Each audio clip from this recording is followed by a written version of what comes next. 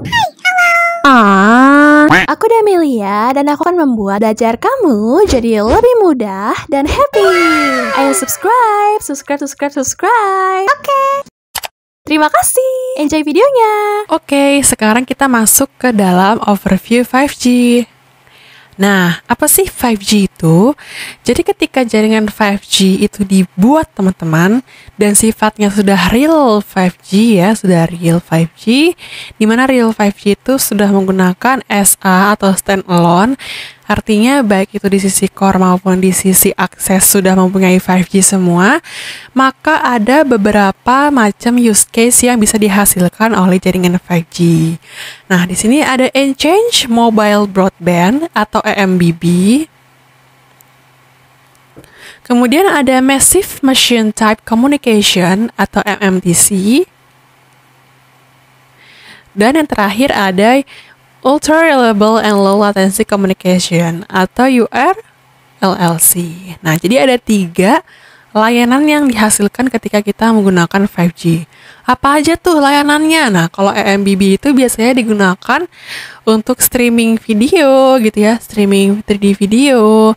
Terus kemudian dia juga kayak menggunakan aplikasi-aplikasi yang biasa masyarakat gunakan. Biasanya itu kalau misalnya menggunakan EMBB itu adalah komunikasi yang biasa terjadi pada masyarakat ya, kayak komunikasi antar manusia gitu. Telepon-teleponan, internetan, download, streaming, dan macam-macamnya. Nah, kalau yang ini itu adalah MMTC mensupport untuk teknologi IoT ya, dan juga mensupport juga di bagian industri 4.0. Di mana IoT itu kan dibentuk kayak misalnya ada sebuah perangkat atau sebuah sistem gitu ya, yang bisa menghandle sendiri sistemnya tanpa campur tangan manusia. Artinya dia bisa menjalankannya sendiri, otomatis lah seperti itu. Nah, kalau seperti ini pasti dia memerlukan apa? Kapasiti yang besar ya kan, kapasiti yang besar dan juga latensi yang rendah supaya lebih bagus. Nah, ini adalah jaringan si IoT dan industri 4.0. Nah, kalau URLC karena dia pengen bener-bener low latensi, ya memerlukan latensinya sangat-sangat low. Kalau bisa itu latensinya nggak ada atau 0 milisecond, nggak ada delay samsek.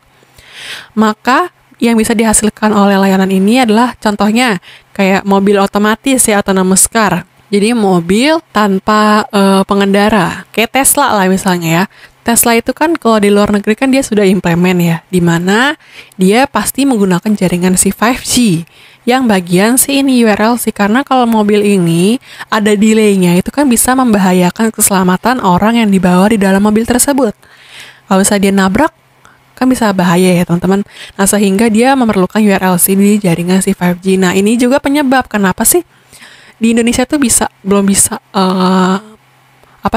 menggunakan mobil tanpa pengemudi itu di jalanan di Indonesia, karena memang di Indonesia ini jaringan 5G-nya itu masih NSA ya teman-teman. Kalau NSA dia tidak bisa menggunakan dua hal ini, jadi dia hanya bisa menggunakan si EMBB saja. Kalau yang SA baru bisa menggunakan 3 hal ini, yaitu si EMBB, MMTC, dan URLC. Kalau di Indonesia sendiri kita masih menggunakan ini, sehingga karena ini nggak disupport pada jaringan 5G di Indonesia, maka ini belum bisa diimplementasikan. Kecuali kalau misalnya ada operator yang sudah SA di Indonesia gitu ya, oh berarti baru bisa kita menggunakan ini gitu. Nah, contoh yang lain adalah ketika di luar negeri itu ada kayak operasi pakai mesin, tapi yang kontrol itu mesin jaraknya jauh teman-teman. Ya, jaraknya jauh, jadi pasiennya di sini, di kota apa, dokternya di negara apa gitu ya. Ini kan karena jauh sekali, maka dia perlu URLC, sehingga walaupun jaraknya jauh, tetapi mereka tidak ada delay, sehingga pasiennya itu bisa terselamatkan ketika dia dioperasi. Nah, itu tuh yang akan disupport oleh si 5G ketika dia sudah muncul. Nah, kemudian ini adalah comparing atau perbandingan dari jaringan yang sebelumnya atau si 4G dengan si 5G. Nah, kita rasa itu kan 4G sudah mantep ya teman-teman untuk pengguna seperti kita, yaitu EMBB. Tetapi ketika kita menggunakan 5G itu lebih mantep lagi teman-teman. Bayangkan ya, di sini ada latensi. Latensi itu sama aja kayak delay. Misalnya nih kita mencet sebuah tombol nih, sebuah tombol. Nah, tombol itu akan bekerja kapan nih? Apakah delaynya sebesar 1 milisecond atau 2 milisecond seperti itu. Nah, itu namanya delay. Nah, kalau di 4G itu masih 10 milisecond. Nah, kalau di 5G itu kurang dari 1. Artinya dia bisa 0,125, 0,0625 gitu. Pokoknya dia di angka 0 gitu ya. Kalau bisa benar-benar tidak ada latensi, karena 5G itu kan digunakan oleh seperti ini, dimana ini tuh harus benar-benar low latensi banget gitu ya teman-teman. Nah, kemudian data trafiknya itu juga semakin besar. Ini hanya 7,2, kalau ini sampai 50. Ini bisa berkali-kali lipat ya teman-teman. Bayangkan kalau kalian dikasih duit cuma 7.500, kalau ini dikasih duitnya langsung 50.000. Wah, makin banyak ya kan? Kemudian data rate-nya juga di sini. Ini 1 giga saja, kalau ini 20. Wah, ini makin mantep lagi nih. Terus spektrumnya juga yang available. Ini cuma 3, kalau ini 30. Waduh. Terus ini juga nih, koneksinya yang bisa menggunakannya. Kalau di 4G tuh hanya 100 pengguna per kilometer persegi ya teman-teman. Nah, kalau di sini bisa sampai 1 juta pengguna. Dan ini lebih besar lagi. Nah, maka dari itu si 5G itu butuh dong kapasitas yang besar ya kan.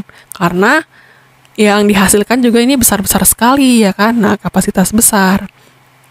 Sehingga dia minimal itu menggunakan 60 MHz. Kalau misalnya dia sudah optimal 100 MHz. Kalau di 4G kan hanya 20 ya. Nah, ini bisa 5 kali lipatnya nih, 20 sampai 100. Maka dari itu yang dihasilkan juga berkali-kali lipat. Nah, ini ada comparing lagi nih.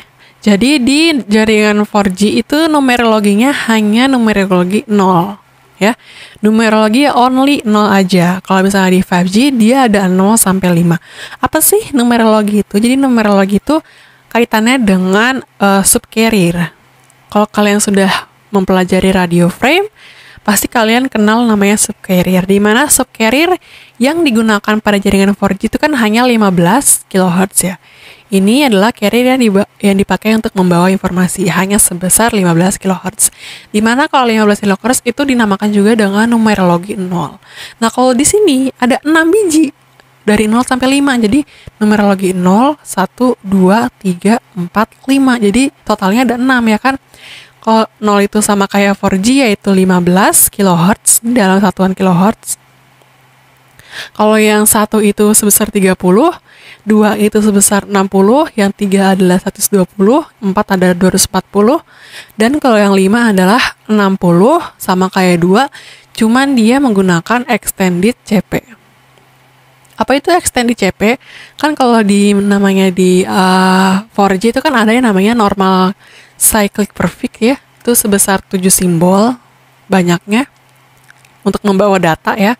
Sedangkan kalau yang extended cyclic perfect itu kan sebesar 6 simbol. Nah, kalau di sini ya di jaringan 5G itu normal CP-nya adalah 2 kali lipat dari jaringan si 4G. Jadinya 7 kali 2 adalah 14, dan kalau yang extended adalah 6 kali 2 adalah 12 simbol. Nah, kalau yang numerologi 2 nih ya, pada jaringan 5G dia kan makanya normal CP, berarti dia bisa sampai 14 simbol ya. Kalau misalnya ini karena di extended, maka dia digunakan adalah 12 simbol. Jadi seperti itu. Dia bisa sampai banyak sekali carrier yang dibawa. Kemudian jaringan 4G itu mensupport pada frekuensi 700 hingga 8 GHz. Kalau di sini dari 1 hingga 300 ya.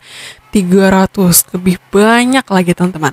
Kemudian kalau di sini hanya ada mensupport TM4 dan TM3, kalau di sini sudah beam management.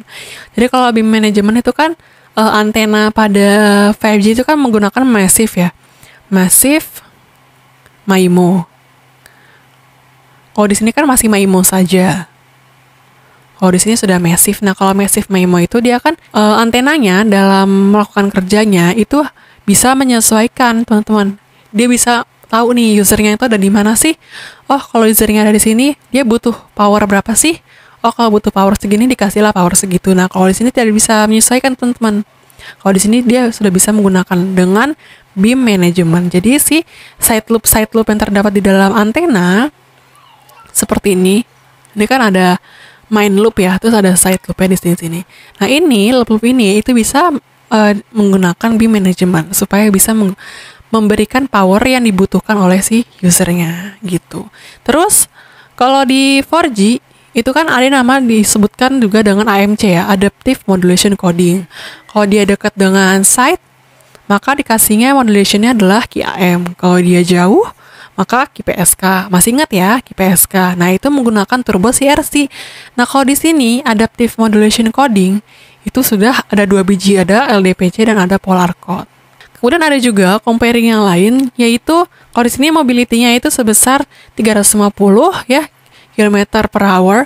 Kalau di sini sudah sampai 500. Nah, terus kalau di sini koneksinya adalah hanya 1000 koneksi per kilometer second ya, kilometer persegi. Kalau di sini sudah sampai 1 juta. Lebih banyak lagi pengguna yang bisa mengakses jaringan si 5G dibandingkan si 4G. Nah, kalau di sini karena dia sudah mensupport berbagai macam use case, ada MBB, URLC, MMTC, maka dia perlu SDN ya. Karena SDN itu bisa menghandle masing-masing traffic yang berbeda. Jadi dia bisa ngasih QoS sesuai dengan kebutuhannya. Nah, kalau di sini belum ada SDN, jadi di sini hanyalah NFV saja. Nah, kalau di sini sudah menggabungkan dari SDN dan NFV, dan juga di sini ada ultra-range. Nah, jadi itu adalah kelebihan-kelebihan pada jaringan 5G.